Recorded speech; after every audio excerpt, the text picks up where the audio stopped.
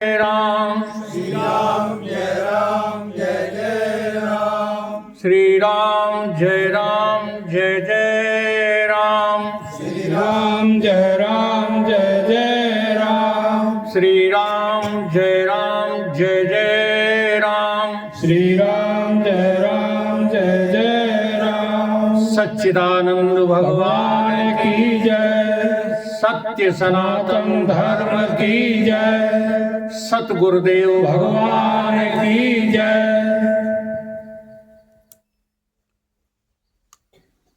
ईश्वर की सृष्टि में ऐसा कोई जीव नहीं है जो मोक्ष को प्राप्त न करना चाहता हो। सभी परम सुख की ओर दौड़ रहे हैं, परंतु जीव से जहां भूल होती है उसकी वजह है कि जीव का जो मुख है वो बाहर की ओर हो गया है।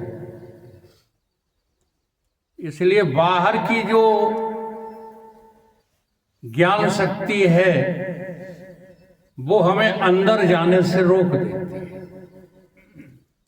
एक बार की घटना, एक व्यक्ति रेलवे स्टेशन पर पहुंचा, दोनों कंधों पर झोले टंगे हुए थे, एक पोटली जो है सिर पर रखी हुई थी और भाग रहा था क्योंकि ट्रेन छूट गई थी। भागते भागते उसने ट्रेन के एक डिब्बे की खिड़की के जो है लोहे की छड़ पकड़ी तो अंदर वाले प्रशंसा करने लगे, शाबाश शाबाश, आ जाओ अंदर, आ जाओ अंदर। और वो अपनी कोशिशों से जो है ट्रेन के डिब्बे में प्रवेश कर गया। परंतु जब वो वहां बैठा तो बड़ा उदास चेहरा था उसका।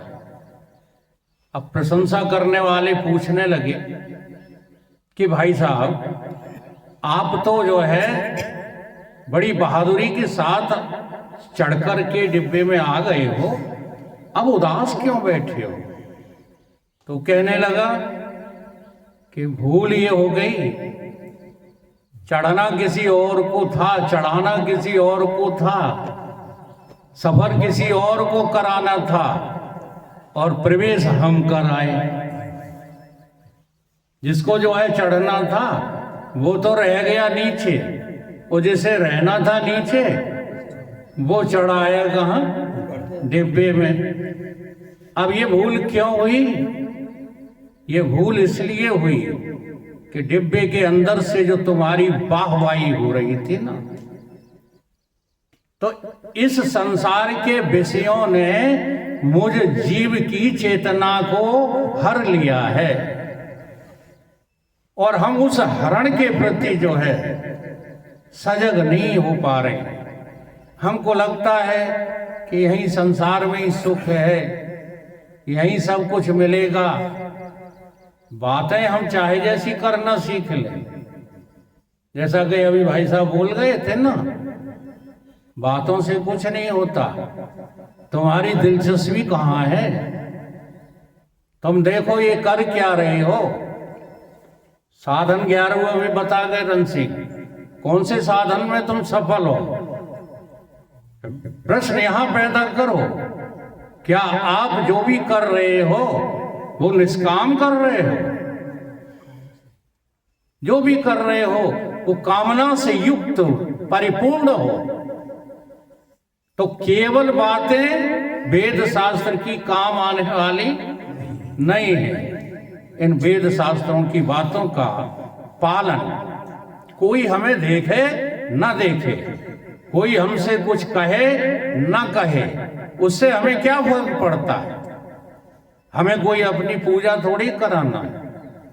पूजा तो एक परमपिता परमात्मा के अलावा और किसी की होती ही नहीं है, और सो तुम्हारा स्वरूप है। तुम अपने को जानते नहीं हो, इसलिए भटकते फिरते हो मंदिरों में, मस्जिदों में, इधर उधर गुरुद्वारों। ये भटकना तब बंद हो जाए जब तुम्हें अपना सही सही जो है पता लग जाए। अब पता लगाने के लिए देखो भगवत कृपा देखो। पहली कृपा हुई कि आपको मनुष्य के जो है बुद्धि मिली, मनुष्य का शरीर मिला। नहीं मिला है बताओ, हाथ उठाओ कोई कि हमको मनुष्य का शरीर नहीं मिला। अब इसको कृपा नहीं मानते हो। कृपा तुम उसको मानते हो कि 10-20 करोड़ मिल जाए, जबकि कृपा तो हो चुकी है। और दूसरी कृपा बताऊं भगवान की, दूसरी कृपा ये है कि आपको सत्संग मिल गया। अब इसको कृपा नहीं मानते हो। जी हाँ, अगर ये कृपा मानते हो तो एक भी दिन, एक भी क्षण हमें चूकना नहीं चाहिए। क्योंकि हमें कृपा लगती ही नहीं है तो हम मनोमुखी होकर के चाहे जहां दौड़ते रहते हैं। सत्संग तो रोज का ही है, उससे क्या फर्क पड़ता है। ठीक है। और तीसरी कृपा है सतगुरु का मिलना। लगभग हमें लगता है कि जितने लोग यहाँ हैं उन पर वो तीसरी कृपा भी है, लगभग। अब एक आध जो है प्रतिशत ना हो तो कोई बात नहीं, लेकिन वो भी कृपा है। अब ये सारी कृपाएं हो गई, ठीक है। वो चाहते तुम क्या हो? मोक्ष ही चाहते हो, इस भव सागर के पार जाना चाहते हो। तुम इसमें डूबना नहीं चाहते, लेकिन भूल यही हो रही है। इसी कारण से गोस्वामी जी कहते हैं कि अगर भव सागर जो न तरे नर भव सागर, जो न तरे भव सागर नर समाज अस पाए, सोकृत नंदक मंद मति आत्मा हानि गति जाए। देखो सच्ची बात है, आत्महत्यारे वो नहीं है पप्पू जो मर गए, वो आत्महत्यारे नहीं है। बात को समझना, वो तो देह के हत्यारे हैं, वो आत्महत्यारे कहाँ है।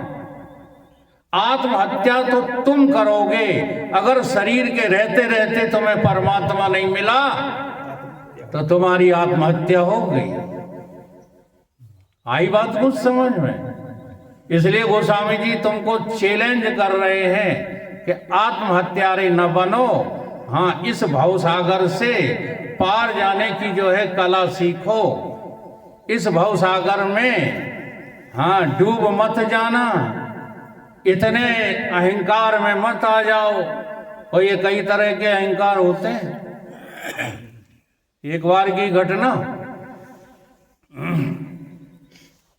कि देखो चले जा रहे थे, नदी पार करना थी तो केवट को बुलाया।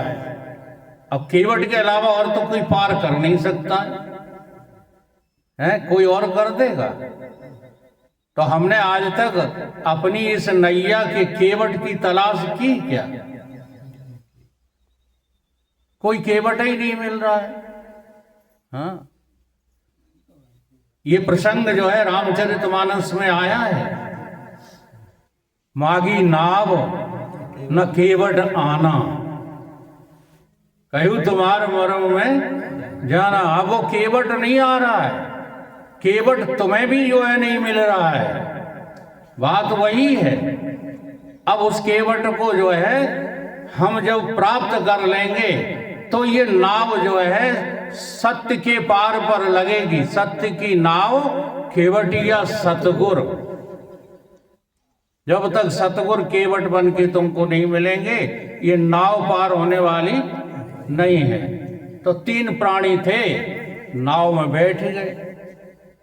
अब नाव में बैठ करके जा रहे हैं और केवट जो है खे रहा है नाव को। मौज आ रही है तीनों को। जी हाँ, सतगुर कभी भी किसी के साथ विरोधाभास नहीं रखते। वो तो सारे जगत को, इसलिए जो एक सूत्र आया सतगुरु के विषय में, जगत गुरु। कौन है जगत गुरु? सतगुरु। सतगुरु ही जगत गुरु हैं और कोई जगत गुरु नहीं होता। ये जो अपने अपने गुरु बना रखे हैं और तुमको जो है जाने क्या क्या सिखाते रहते हैं। अच्छा, वो भी तो गुरु ही होते हैं ना, नहीं होते? ठेका वाले भी कौन होते हैं? वो गुरु ही तो होते हैं। हाँ, बच्चों को पढ़ाने वाले कौन होते हैं? वो भी तो गुरु ही होते हैं। अब आज देखिए शिक्षा का स्तर अध्यात्म के तुलना में कितना नीचे गिर चुका है कि आज जिन शिक्षकों के द्वारा हम शिक्षा प्राप्त करते हैं और उन्हीं का हम अपमान करते हैं, उन्हीं की हम पिटाई लगा देते हैं, उन्हीं से हम बैरभाव कर लेते हैं। तो हमारा जो गुरु प्राप्त करने का तरीका था वो सब का सब पतित हो गया कि नहीं हो गया? आज कहीं किसी शिक्षक का कोई जो है आदर नहीं करता। क्यों? क्योंकि शिक्षा प्रणाली अध्यात्म से अछूती हो गई। अध्यात्म का इससे कोई लेना देना, पेट पालू विद्याएं पढ़ाई जा रही है। तो इसलिए जो है सतगुर ही खेवटिया होता है, और सतगुर नहीं मिलता है तब तक तुम्हारी मनोमुखी बातें ही तुम्हें अध्यात्म लगती हैं। अब नाव में बैठे हैं 3 व्यक्ति, और तीनों बहुत पढ़े लिखे हैं। एक इंग्लिश पढ़ा है, एक संस्कृत पढ़ा है, एक गणित पढ़ा है। केवट से पूछते हैं, इंग्लिश वाला पूछता है, केवट तुमको इंग्लिश आती है? बोले नहीं आती महाराज। तो गई तुम्हारी 1/4 जिंदगी बेकार। दूसरे ने पूछा संस्कृत आती है आपको? बोला कि नहीं आती। तो आपकी जो है आधी जिंदगी बेकार। तीसरे ने पूछा गणित आता है आपको? बोला नहीं आता है। तो आपकी जो है 1/3 3 हिस्सा जिंदगी बेकार। तो इतनी बातचीत हुई थी, इतने में नदी में तूफान आ गया। बहुत जोर का तूफान आया और उस तूफान से नैया हिलने लगी, नाव डगमगाने लगी, नदी उफान पर आ गई। अब धीरे से केवट पूछता है, श्रीमान जी आप लोगों को तैरना आता है? बोले नहीं आता। तो तुम्हारी पूरी जिंदगी सबकी बेकार।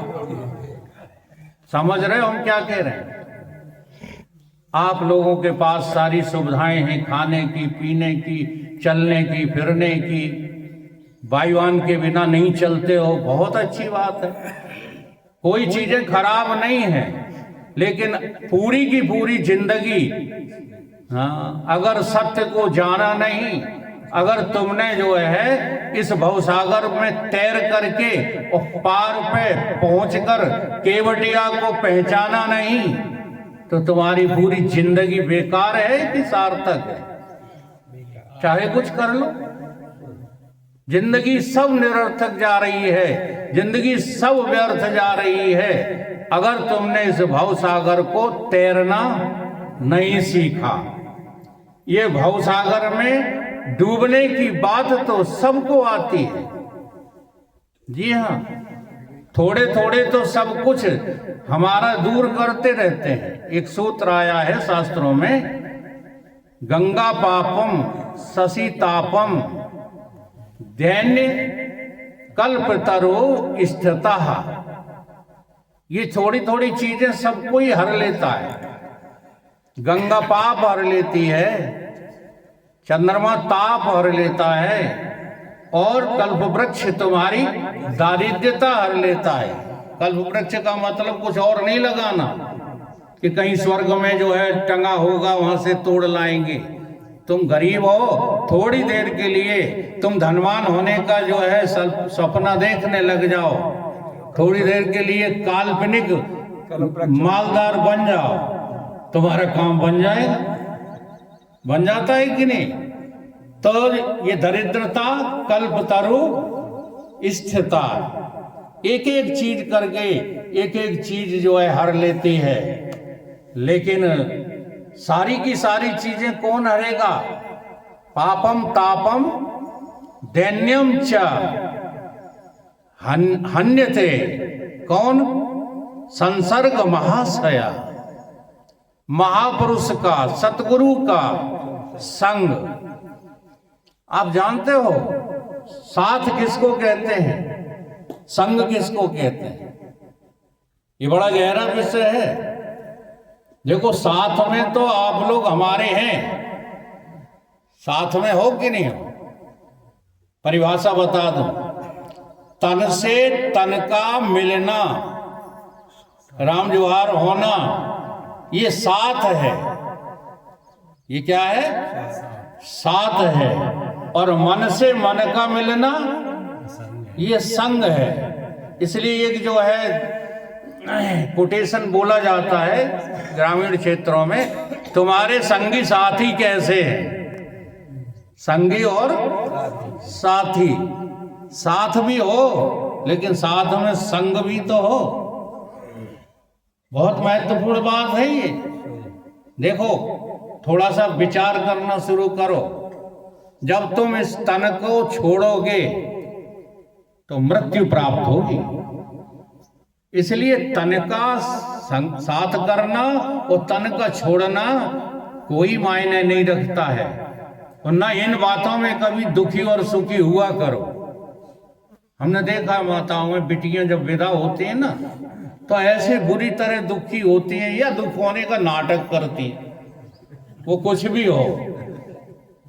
तो इसको जो है हम संयोग वियोग न समझें। ये संयोग वियोग तो काल्पनिक है, ये तो होके ही रहेगा।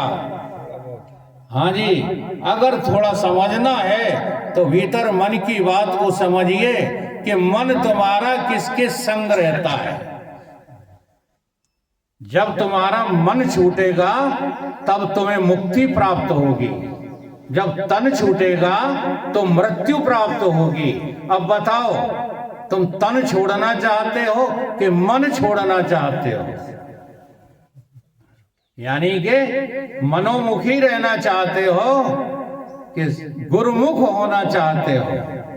अब गुरुमुख वही होगा जो मन को छोड़ने की हिम्मत रखता हो, जो मन को नहीं छोड़ सकता।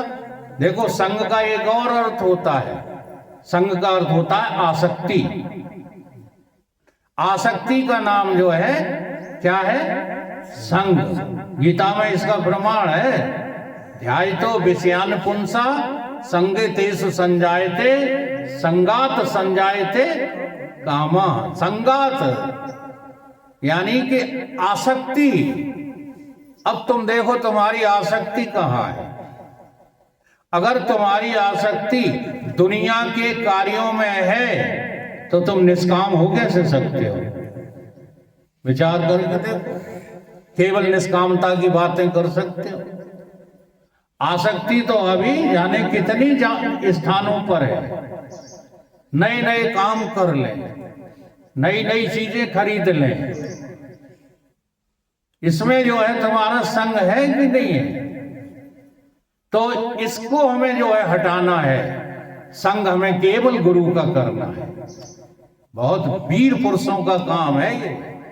कई बार हम इसको सुना चुके हैं। उसी को वीर कहते हैं, उसी को धीर कहते हैं जो मारे हाँ संग रावण को।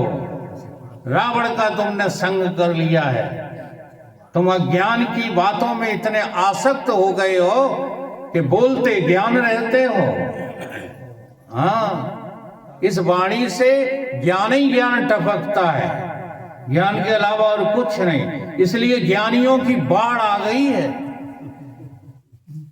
ज्ञानियों की बाढ़ आ गई। अभी अभी हमारे धर्म सिंह जी भाई साहब भी ज्ञानियों को सुनकर आए। चारों तरफ जो है हंगामा पड़ा हुआ ज्ञानियों का, परंतु जो है सतगुरु का संग कोई करता ही नहीं। संगात, आसक्ति कहां पर है? उस आसक्ति को देखिएगा। जब तक आप जो है सत्य में आसक्त नहीं होंगे। सत्य में आसक्त का क्या मतलब है? इस भव सागर से पार होने की कला, तैरना आना चाहिए। हमको तैरना आता ही नहीं है। हाँ, तैरना हम जो है सीखना ही नहीं चाहते। भले डूब जाएं, डूबने का कोई जो है गम नहीं है।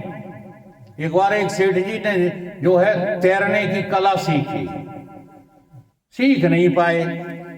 क्या बोले, हमको 3 दिन में सिखा दो अगर सिखाना है तो तैराक ने कहा भाई 3 दिन में तो हम नहीं सिखा सकते, हाथ पैर मारना भी नहीं सीख पाओगे। हम एक उपाय बता सकते हैं।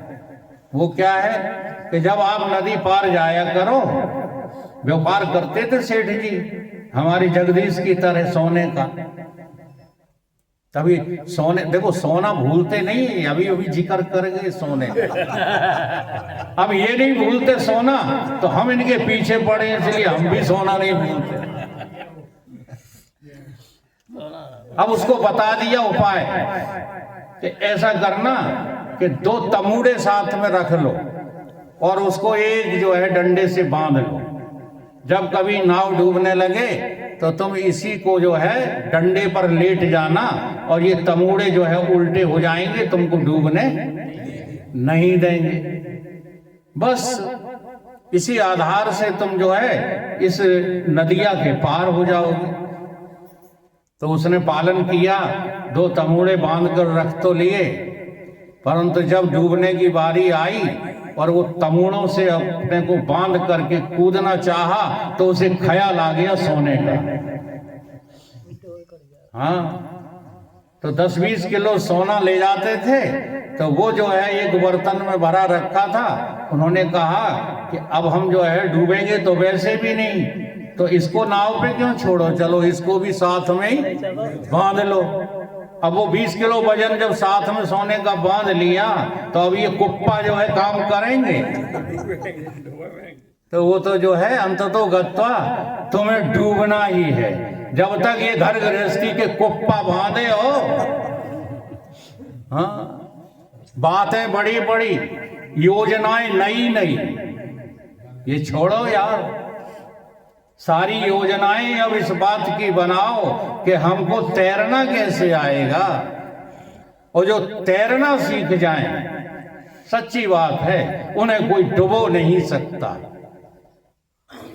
इस पर भी एक दृष्टांत हमारे पास जो है, दृष्टांत ही दृष्टांत हैं।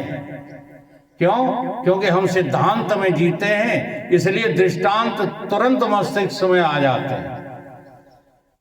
एक बार एक सज्जन पहुंचे बाबा जी के पास, गुरुदेव के पास है, गुरुदेव मेरा उद्धार कर दो, हाँ मुझे पार कर दो इस भवसागर से।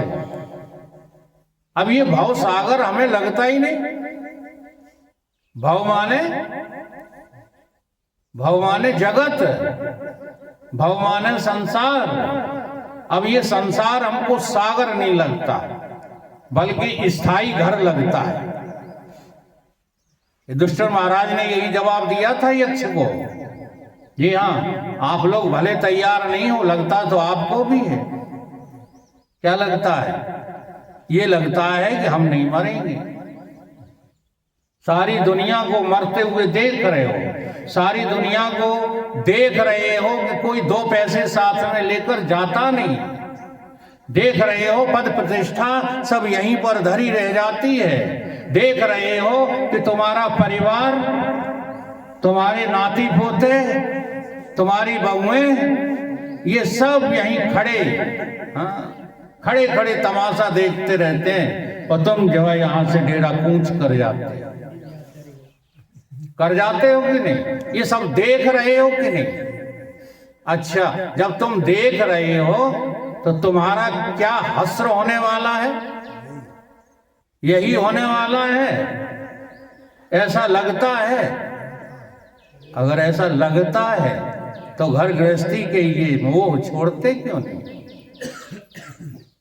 ये कर्म के जो है फांस में काहे बंधे पड़े हो? लगता नहीं है, झूठ बोलते हो। जी हाँ, हाँ, झूठ बोलते हो, लगता नहीं है। जिसको लग जाता है उसके जीवन में चमत्कार हो जाता है, और जिसको लगा है उसके जीवन में चमत्कार हुआ है। क्योंकि ये संसार सरक रहा है, तो सरकती हुई चीज के साथ तुम जो है अपने को क्या कर चुके हो, संग कर चुके हो। इसलिए तुम भी संसार के साथ सरकने के लिए तैयार हो, इस संसार से पार जाने के लिए तैयार नहीं हो। इसलिए जो है गुरु के पास जाकर के इसकी युक्ति, इसकी विधियां सीखने में दिलचस्पी नहीं है। जैसे तैसे बाबा ने प्रस्ताव रखा था विचार सागर पढ़ा दो, किसी ने और ने कोशिश की क्या? सब पढ़े लिखे हो, सब बोलते रहते हो विचार सागर, लेकिन विचार सागर की एक लाइन तुम पालन करके दिखा दो। अगर पालन नहीं हो रही है तो विचार सागर क्या खाक पढ़ा आपने? कोई भी ग्रंथ हो, पंचदशी हो, विचार सागर हो, श्रुतियां हो, जो भी आप अध्ययन कर रहे हो, केवल आप अपने मन को संतुष्ट करने के लिए ऐसा करते रहते हो, क्योंकि पालन तो सदगुरु के सानिध्य में ही हो पाएगा। बड़े गहरे अर्थ रहते हैं उन बातों के, जो बातें हमें ऊपर से समझ में आ जाती है ना शास्त्रों की। ये बहुत सरल चौपाई हम बोल रहे हैं आपके सामने, और आप लोग निर्णय करना और कहना कि सबकी समझ में है कि नहीं है। वो क्या है?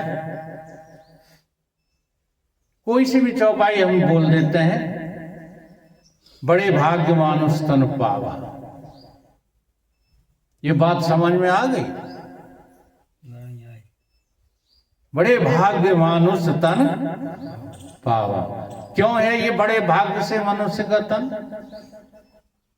ये देवताओं को भी दुर्लभ है। ये बड़े भाग्य से इसलिए है कि ये क्या है, साधन धाम मोक्ष कर द्वारा। अब ये बिल्कुल सरल अर्थ है कि नहीं है, लेकिन क्या आपकी समझ में ये अर्थ आ गया है? अगर आपकी समझ में आ गया है तो साधन धाम कमाई का द्वारा क्यों बनाए हो? साधन धाम परिवार का मोह का द्वार क्यों बनाए हो? बता दो, समझ में आ गई है तो। साधन धाम मोक्ष कर, तुम्हें मोक्ष का द्वार लगता ही नहीं अभी मनुष्य का शरीर। चाहे कौन सी चौपाई ले लो, बहुत सरल शब्दों में गोस्वामी जी